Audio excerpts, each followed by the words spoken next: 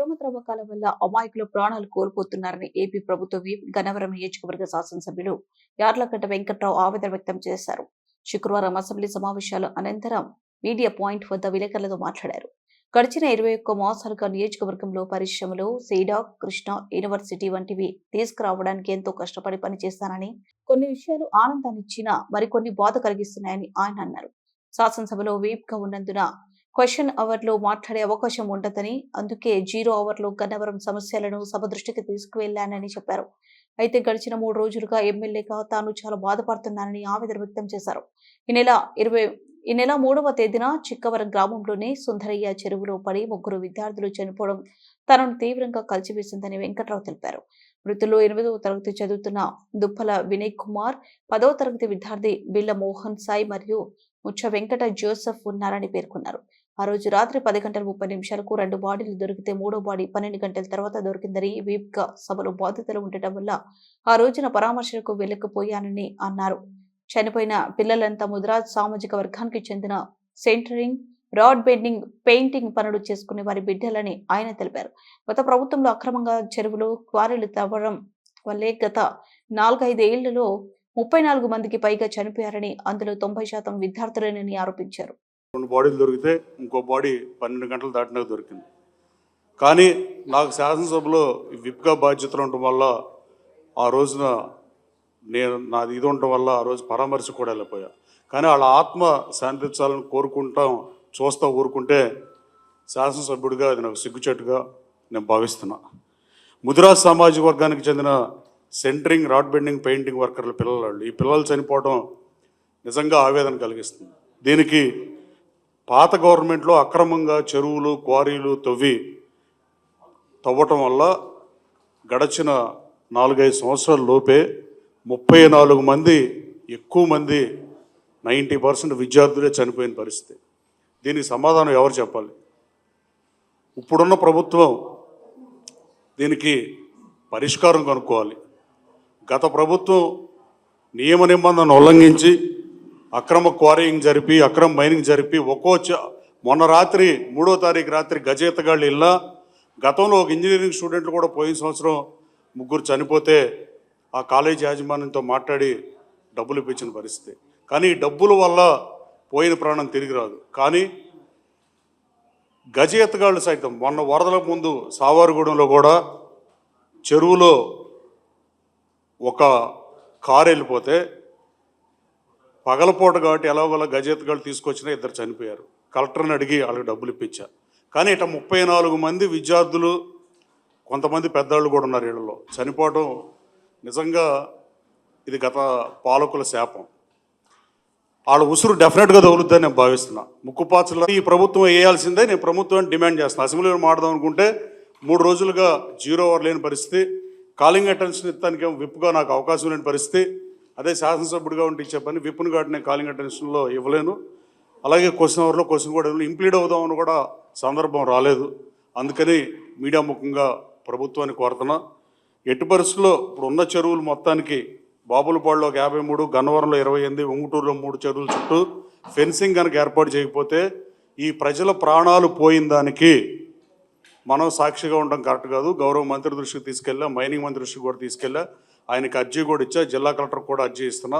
వాళ్ళ కుటుంబాలకు ఎక్స్గ్రేషియా ప్రభుత్వం ప్రకటించాలని డిమాండ్ చేస్తున్నా. అలాగే ఈ చెరువులు ఎవరైతే తవ్వారో ఈ యాక్సిడెంట్లుగా చనిపోయినాయి కాదు, రోడ్డు మీద యాక్సిడెంట్లో చనిపోయేది బాధాకరం. కానీ ఇది ముమ్మాటికి ఆ చెరువు ఎవడైతే ఆ రోజు తవ్వాడో వాళ్ళు హత్య చేసినట్టే అనుకోవచ్చు. మర్డర్ కేసు బుక్ చేయాలి వాళ్ళ మీద. ఏ గ్రామంలో చెరువు పర్మిషన్ ఎవడిచ్చాడు, ఏ ఎంఆర్ఓ ఇచ్చాడు, పాత ఎంఆర్ఓ నరసింహారావు పాత్ర మీద విచారణ జరపాలని పలు దఫాలు కోరా. ఈసారి గట్టిగా ఈ 3 చనిపోయిన తర్వాత నాకు చాలా బాధ వేస్తుంది. అంటే శాసనసభ్యుడు అయ్యి మనం ఈ మైనింగ్ కూడా సరిగ్గా చేయలేని పరిస్థితి. ఆ నరసింహారావు మీద ఎంక్వైరీ చేయాల్సిన అవసరం ఉంది. 30 అడుగుల నుంచి 150 అడుగుల లోతు వరకు అక్రమంగా మట్టి తవ్వేసి విద్యార్థులు చనిపోతుంటే నేను విట్నెస్గా ఉండదలుచుకోలే. ప్రజా సమస్యలు పరిష్కరించడం కోసమే నన్ను శాసనసభ్యుడిగా ఎన్నుకున్నారు. అంతే తప్ప ప్రభుత్వ అధికారులు కూడా ప్రభుత్వానికి అసెట్టే కానీ ఎవరు విట్నెస్ కాదు.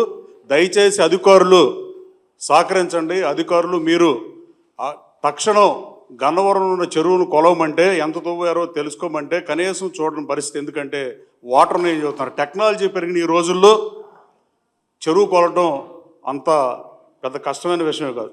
నేను డెఫినెట్గా దీన్ని సీరియస్గా తీసుకుంటా. ఆ పసిపిల్లలు చనిపోవడం చాలా బాధాకరం. ఇలాగే ఇంకా వదిలేస్తే ఈ 34 మళ్ళీ 100 అయితే ఇంకా నేను శాసనసభ్యుడిగా ఉండి కూడా పెద్ద ఉపయోగం లేదని నేను భావిస్తున్నాను. No doubt about it. Because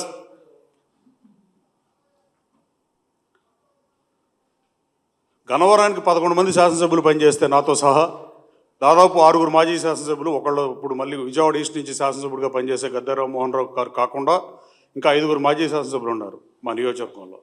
వాళ్ళల్లో ఈ 11 మంది ఎవరో చేయింది కొండల్ని గుట్టల్ని మాయం చేసిన పరిస్థితి, అలాగే గ్రావెల్ కూడా అడ్డగోలుగా తవ్వేసిన పరిస్థితి. అయినా ఆ గ్రావెల్ గుంటల్లో కూడా పడి మనుషులు ప్రాణాలు చచ్చిపోతున్నారంటే ఆ డబ్బు ఏం చేసుకుందాం అనుకుంటున్నారో అసలు అట్లాంటి అక్రమ మైనింగ్ పాల్పడేవాళ్ళు ఒకసారి ఆలోచన చేయాల్సిన అవసరం ఉంది ఎవరైనా కానీ. అలాగే తాడి చెట్టు లోతు రువ్విన కొండల్ని అన్నింటినీ చెరబట్టిన కొన్ని చోట్ల ప్రాథమికంగా సరిగా ఎంక్వైరీ జరగలేదేమోనని నా భావన. ఇప్పుడు గ్రావెల్ని అమరావతికి ఇచ్చారు. ముఖ్యమంత్రి గారికి ధన్యవాదాలు తెలియజేస్తున్నా. ఇక నుంచి అక్రమ మైనింగ్ ఉండదు, సక్రమ మైనింగే గన్నవరంలో ఉంటుంది. అలాగే ముఖ్యమంత్రి గారిని కూడా కలిసి అడుగుతా. గన్నవరం మేజర్ కంట్రిబ్యూషన్ చేసింది, 100 కోట్ల రూపాయలు దోపిడీ జరిగింది గన్నవరంలో గతంలో. ఇక నుంచి మీరు 4-5 కంపెనీలకు ఇచ్చారు, బిఎస్ఆర్, ఎల్ఎన్టీ, ఎన్సీసీ, మెగా, ఆర్వీఆర్ కంపెనీలకు ఇచ్చారు 490 ఎకరాలు. కానీ నాకున్న సమాచారం వాళ్ళు వెళ్ళి చూసుకుంటే చాలా వరకు గ్రావెల్ అలాట్ చేసిందంటూ లేదని, అక్రమంగా ఆల్రెడీ ఎప్పుడో తవ్వేశారు, ఇప్పుడు ఏమీ గ్రావెల్ పెద్దగా లేదని. కానీ వాళ్ళకి ఇచ్చిన దాన్ని స్వాగతిస్తూ అమరావతి అభివృద్ధిలో గన్నవరం నియోజకవర్గం పాలు పంచుకుంటాం అది శుభసూచకంగా కూడా భావిస్తూ మా నియోజకవర్గానికి డిఎంఎఫ్ ఫండ్ ఎక్కువ ఇవ్వాల్సిన అవసరం ఉందని మీ ద్వారా కోరుతూ, ఆఖరికి గ్రావెల్ మాఫియా ఏ స్థాయికి చేరిందంటే ముఖ్యమంత్రి గారు ప్రమాణ స్వీకారం చేసినప్పుడు గన్నవరం వేదికగా అక్కడ కూడా తెలుగుదేశంకి సంబంధించిన అతని క్వారీ నుంచి మట్టి తోలి మాజీ శాసనసభ్యుడు అనుచరుడు కడియాల సతీష్కి 7 కోట్ల రూపాయల చెక్కు ప్రభుత్వం నుంచి డ్రా చేశారంటే అంత అక్రమ మాఫియా, మైనింగ్ మాఫియా ప్రభుత్వం వచ్చినాక 12వ తారీఖు వరకు కొనసాగింది. 7వ తారీఖు రిజల్ట్స్, 4వ తారీఖు రిజల్ట్స్ వస్తే 12న మంత్రివర్గం ఏర్పడితే ఆ తర్వాత 2 రోజుల దాకా అక్రమ మైనింగ్ మాఫియా కొనసాగటం చాలా విచారకరం. అలాగే లక్ష్మీ ఇన్ఫ్రా అనే కంపెనీ ఆడు నిడమానూరు దగ్గర నుంచి రోడ్డు వేస్తే హైవే, పోలవరం మట్టి, వీటీపీఎస్లో బూడిద ఎంత తీసుకొచ్చేసారో లెక్కలు 5 నిమిషాల్లో తేలిపోయే పరిస్థితి. కానీ దాని మీద కూడా సరైన విచారణ జరగలేదని నేను భావిస్తున్నా. వాళ్ళు కట్టిన డబ్బులు వాళ్ళు తోలుకుందంటే 50% కూడా గవర్నమెంట్ కట్టలా. వీటీపీఎస్లో బూడిద, ఇక్కడ మట్టి, ఇక్కడ గ్రావెల్, ఇటు ఏదైతే గవర్నమెంట్ కట్టారో ఆ 3 కూడితే ఎంత కిలోమీటర్కి ఎంత అవసరం అవుతుందో తెలిస్తే తేలిపోయే సమస్య, రాకెట్ సైన్స్ కూడా కాదు.